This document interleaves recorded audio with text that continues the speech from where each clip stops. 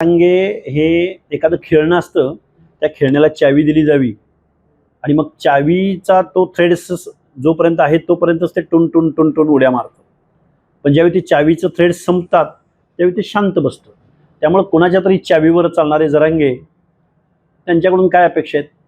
पण एक दुर्दैव हे आहे की 2 सप्टेंबरचे JR अन्वये ओबीसीच्या अनात माती कलवण्याचं महापाप मात्र जरांगेंनी केलंय आणि त्यामध्ये ते यशस्वी झालेत. हे खेदानं दुःखानं नमूद करावंसं वाटतं. चावी कोण फिरवतं? चावी भरपूर लोक आहेत. चावी फिरवणारे आता जसा काळ जाईल तसे वेगवेगळे बदलत आहेत. अगोदर कोणतरी होतं, आता कोणतरी आहेत, अजून पुढं कोणतरी असणार आहेत.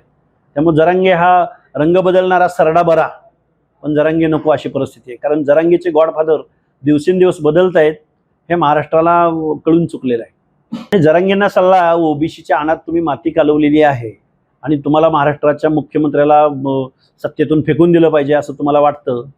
पण महाराष्ट्रामध्ये अर्धी लोकसंख्या आमची आहे हे पण लक्षात असू द्या. आणि तुम्ही मतदान मागायला कोणाकोणाच्या दारात जाणार आहात त्याची आम्ही वाट पाहतोय. नाही, हे थांबायची भाषा नाही. जोपर्यंत बेकायदा मागणी केली जाते, जोपर्यंत पुढच्या माणसाचा जोपर्यंत रिस्पेक्ट केला जात नाही, अर्वाच्य भाषेमध्ये जर कोण बोलत असेल तर त्याला कधी कधी कठोरपणे त्याच भाषेमध्ये उत्तर द्यावं लागतं ना. मग माझं काय म्हणणं आहे, एकही आम्ही वाईट शब्द बोलणार नाही, एकही आम्ही कठोर शब्द बोलणार नाही. आम्ही संविधानिक भाषेमध्ये आम्ही बोलायला तयार आहोत. कधीतरी जरांगेंना माझ्यासमोर तुम्ही मीडियाच्या माध्यमातून बसवा आणि जरांगेला जर शिक्षण कमी आहे किंवा नॉलेज कमी आहे, जरांगेंनी त्यांच्या समर्थकांना, त्यांना सल्ला देणाऱ्या माणसांना आपल्या समोर बसवावं. याच्यावर कधीतरी चर्चा होऊ द्या ना. मराठा समाजाला ओबीसी मधूनच आरक्षण मिळालं पाहिजे, मागणी एकदम छान आहे. पण मराठा समाजाला ओबीसी मधून आरक्षण मिळाल्यानंतर इतर ओबीसींचं काय होणार याच्यावर या महाराष्ट्रातला एकही पुढारी बोलायला तयार नाही, एकही मुख्यमंत्री बोलायला तयार नाही, एकही विचारवंत बोलायला तयार नाही, एकही तज्ज्ञ बोलायला तयार नाही. सुप्रीम कोर्टाला काय म्हणायचंय जाणून घ्यायची कुणाचीही साधी दानत नाही.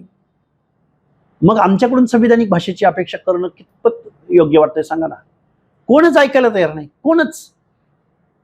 चर्चा करण्यासाठी तुम्ही पुढाकार घ्यावा. आम्ही तयार आहोत. मनोज जरांगेंना बोलायला जमत नसेल, संविधानिक भाषेचा तुम्ही इथं उल्लेख केला म्हणून मी सांगतो, जरांगेची तेवढी अवकातच नाही की संविधानिक प्रश्नावरती बोलायला.